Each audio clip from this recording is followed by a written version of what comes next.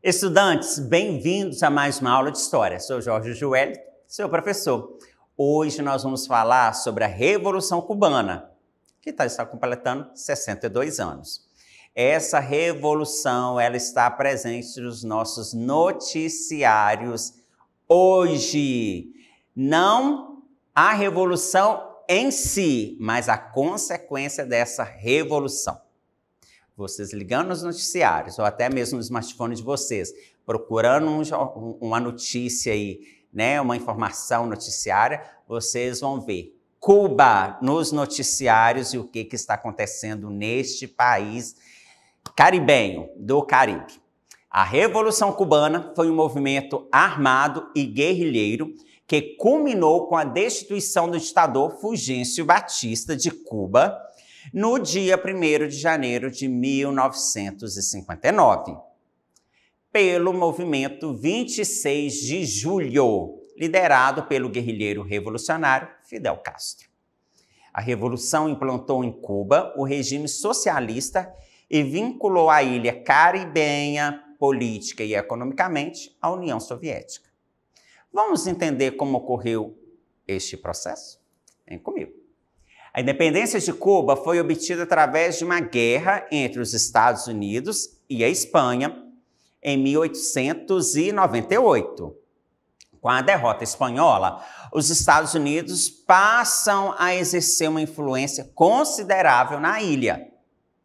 Para consolidá-la, o Senado americano aprova o projeto do senador Oliver Platt e obriga os cubanos a incorporarem à sua Constituição a emenda Platt. Esse Platt, vocês vão ver a grafia dele escrito Platt, tá? Com 2 T's. Ou até mesmo em alguns noticiários vocês vão ouvir falar Platt, mas a sonoridade é Platt. O T a gente não pronuncia. Essa emenda dava aos americanos o direito de intervir no país em caso de instabilidade política. Assim, houve o início de tutela política, econômica e militar norte-americana sobre Cuba, ou seja, sobre a ilha. Esta incluía, em 1903, a concessão de um território de 117 quilômetros quadrados em Guantánamo, no sul da ilha. Posteriormente, seria construída uma base naval e uma prisão na região. Na década de 1950, a economia cubana baseava-se quase exclusivamente na produção de açúcar e 35% da fabricação eram controlados por capitais norte-americanos. Estes também exerciam influência sobre as terras, o turismo, os cassinos e as indústrias leves. Cerca de 80% das importações de Cuba provinham dos Estados Unidos. Ou seja, como se Cuba deixasse de ser uma colônia espanhola e passasse a ser uma colônia estadunidense, norte-americana, né, dos Estados Unidos. Então, neste contexto, nós vamos entender o porquê da Revolução anos mais tarde. Em 1952, o presidente Fulgêncio Batista, que governou a ilha de 1901 a 1973, um ex-sargento que havia governado a ilha anteriormente, assumiu o poder através de um golpe de Estado, apoiado pelos norte-americanos, estadunidenses. Batista instalou um regime corrupto e violento. Em julho de 1953, sob a liderança do advogado Fidel Castro, os setores democráticos se uniram contra a influência dos Estados Unidos e do governo de Fulgêncio Batista, com o intuito de derrotá-los. Lançaram-se em um ataque suicida contra o quartel de Moncada, em Santiago de Cuba. Vencida a ação revolucionária, Fidel Castro foi para a prisão, de onde sairia 2 anos depois e se exilou no México. Ou seja, ele saiu da prisão e foi para o México. Do México, Fidel Castro organizou um grupo, né, de guerrilheiros. Fidel Castro é esse jovem aqui. Do outro lado está Che Guevara, que nós vamos falar também, que ele fez parte dessa revolução. Mas só para ter uma contextualização da imagem. Então, ele se uniu com outros revolucionários, como Ernesto Che Guevara, Camilo Cienfuegos e do seu irmão também, Raul Castro, e muitos outros voluntários. Em 1956, desembarcaram em Cuba a bordo do iate Granma. Depois do primeiro combate, com as tropas do governo, os sobreviventes se embrenharam nas selvas de Sierra Mestra. Ali o grupo cresceu rapidamente com apoio dos camponeses, porque a população via nos revolucionários de Fidel e Che, né, do irmão Castro, Raul, dentre outros revolucionários, que eles salvariam a população das mãos do ditador apoiado pelos Estados Unidos. Então, eles acreditavam que esses revolucionários seriam a solução dos seus problemas. As ideias de Fidel Castro, até então, eram de um democrata nacionalista de formação liberal. Somente mais tarde abraçaria o marxismo. Em 1958, percebendo que a ditadura de Fulgêncio Batista estava para ruir, acabar, os Estados Unidos suspenderam seu apoio militar ao governo cubano. Eles preferiam manipular a liderança da revolução que estava crescendo, ou seja, deixava de apoiar Fulgêncio e estavam tentando apoiar os revolucionários, Che Guevara, Raul e Fidel. No dia 1º de janeiro de 1959, após sucessivas vitórias militares e a ocupação de várias cidades e povoados, Che Guevara e Camilo Cienfuegos entram em Havana, a capital da ilha. Fulgêncio Batista foge de avião para a República Dominicana. Fidel chega à capital no dia 8 de janeiro, sendo recebido com grande manifestação popular. Ou seja, chegou o salvador da pátria, né? A invasão da Baía dos Porcos, num discurso proferido em 16 de abril de 1961, Fidel Castro anuncia ao mundo que Cuba passava a ser um país socialista, porque os socialistas, já que os Estados Unidos eram contra a tomada da ilha, não ia mais financiar a ilha, né, dar apoio militar, capitalista, e se desse, ela ia continuar mandando na ilha. E o que Fidel Castro faz? Ele vai pedir apoio e se unir contra o rival dos Estados Unidos, ou seja, a Rússia, que nessa época era uma junção de repúblicas, né? Repúblicas socialistas soviéticas. Então, que vinha com o socialismo. Então, o mundo era praticamente dividido, né? O mundo era dividido entre capitalistas e socialistas. Estados Unidos de um lado e Rússia do outro. No dia seguinte, a ilha é invadida pelo sul, onde nós estamos vendo aqui a imagem, né? Aqui que fica a Baía dos Porcos, aqui é a invasão. Mais precisamente, na Baía dos Porcos, por exilados cubanos, que haviam sido treinados pela CIA, a CIA lá nos Estados Unidos. A ação tinha todo o apoio do recém-possado presidente americano ou estadunidense, John Kennedy, mas não contava com apoio direto do exército americano. Então, ou seja, eles montaram uma milícia. Derrotados pelos cubanos, essa milícia, a maioria dos invasores se rendeu e seria presa e executada. Contudo, Castro fechou um acordo com empresas americanas e, em troca de investimentos, parte deles pôde voltar aos Estados Unidos. Então, foi uma troca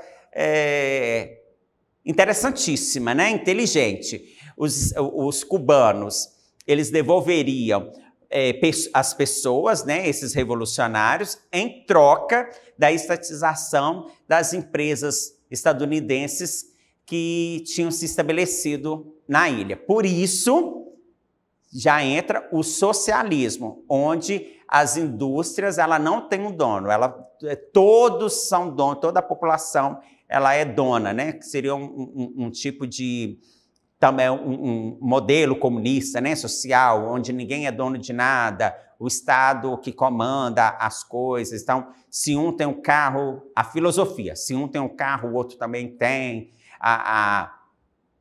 o dinheiro da empresa, o lucro é dividido por igual, por toda a população, enfim. Nós já tivemos uma aula sobre socialismo.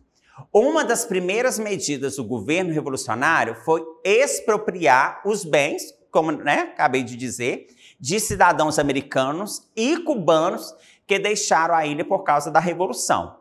Dessa maneira, os Estados Unidos respondem com um embargo econômico em 1960, proibindo o comércio do seu país com Cuba. E esse embargo ele permanece até hoje, tá, gente?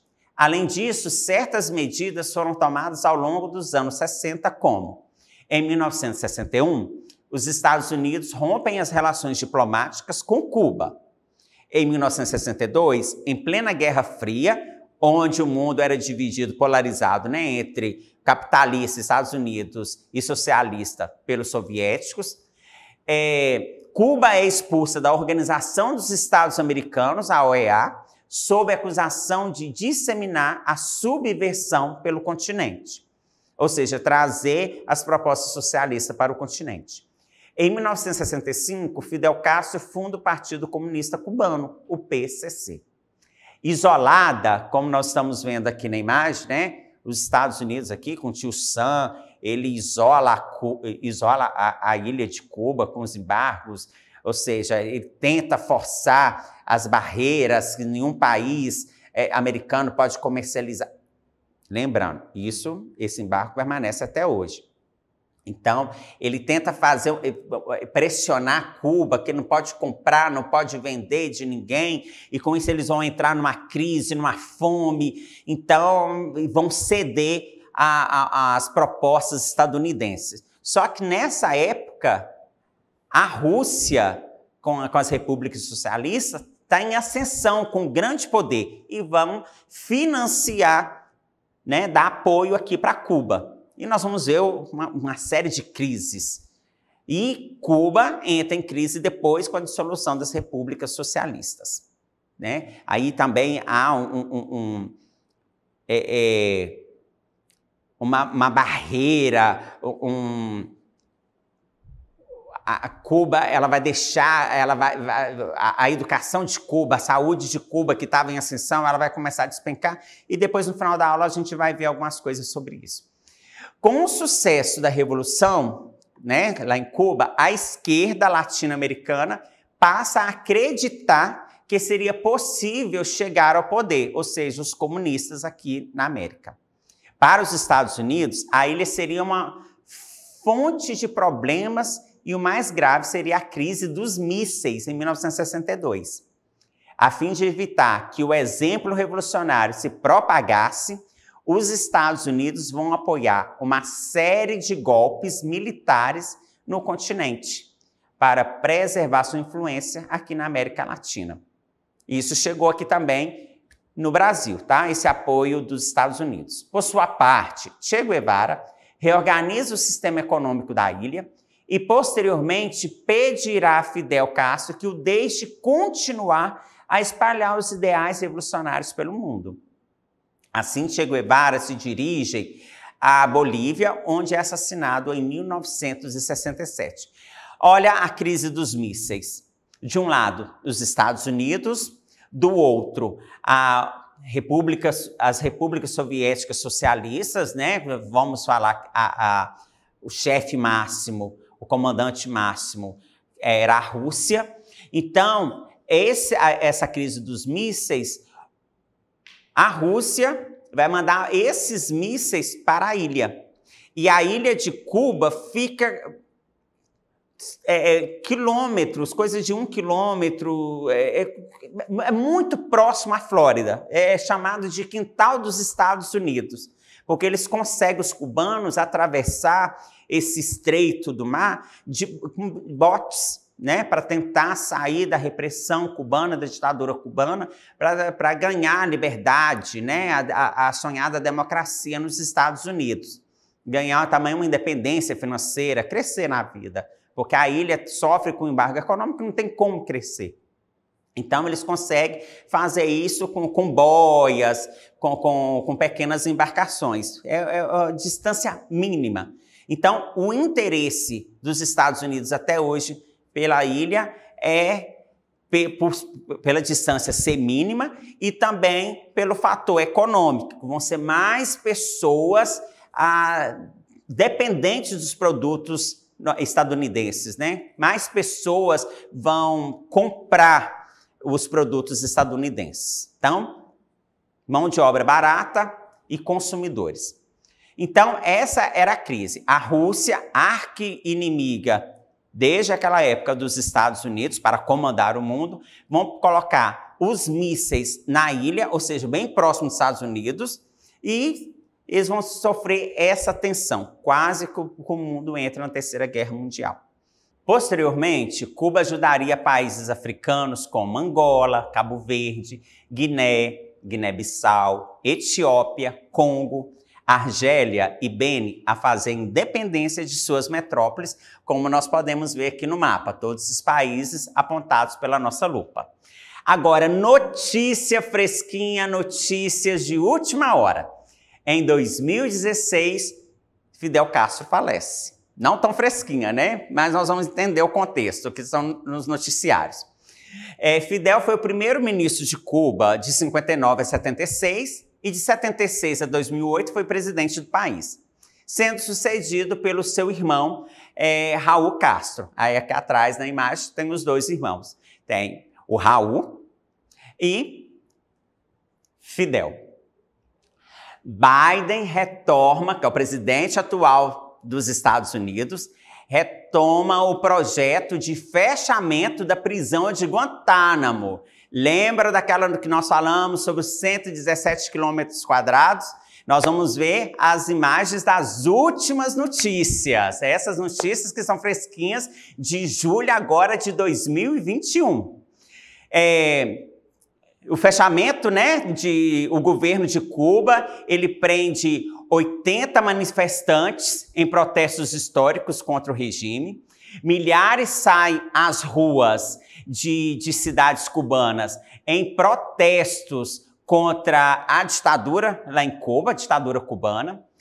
Cuba promove um apagão digital para silenciar os protestos e também protestos em Cuba, como as redes sociais, foram cruciais nessas manifestações históricas, sendo que, como é uma ditadura, eles são proibidos, né? Isso são fontes aqui dos nossos telejornais. Outras notícias também que estão em voga, em alta nos nossos telejornais constantemente. Sem comida, energia, remédios, os cubanos gritam por um valor maior, ou seja, a liberdade. Os Estados Unidos anunciam as sanções contra autoridades cubanas e Biden, o atual presidente estadunidense, diz que é apenas o começo, ou seja, aquelas sanções que nós vimos lá na ilha, né, o embargo econômico. Os cubanos perceberam que não há um governo socialista ou comunista, mas um regime de militares que se transformaram em empresários, afirma o escritor Ernesto Pérez Chang. Como a história de 62 anos atrás está fortemente enraigadas aqui na nossa sociedade, né?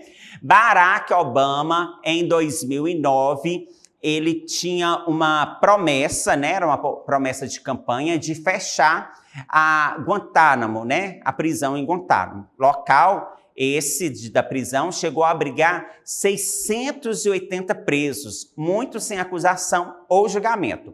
Isso que está escrito aqui, né? Eu estou lendo para vocês. Existe hoje 40 detidos, incluindo 5 homens encarcerados, encarregados de planejar e fornecer o apoio logístico aos ataques terroristas de 11 de setembro de 2001, principalmente nas Torres Gêmeas, né, em Nova York. Essa é uma notícia da Associated Press, de 12 de fevereiro de 2021. Então, essa base militar em Guantánamo, ela é muito contestada pelas democracias. Como um país estadunidense, né, um país que se diz o todo-poderoso em direitos humanos e tal, tem numa ilha uma prisão onde as pessoas são acusadas e não são julgadas, e até mesmo você nem sabe se elas são culpadas mesmo ou se cometeu algum crime. Bom, alunos, a história de centenas de anos atrás, 62 anos atrás, a de ontem, ela está totalmente presente no nosso né? No nosso dia a dia.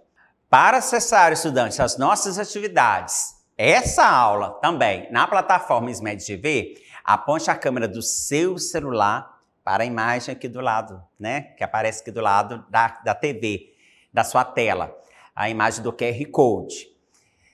Acesse as nossas redes sociais, se inscreva no nosso canal do YouTube, SMED-TV. Aproveite que nós temos essa liberdade de usar a internet e os nossos smartphones.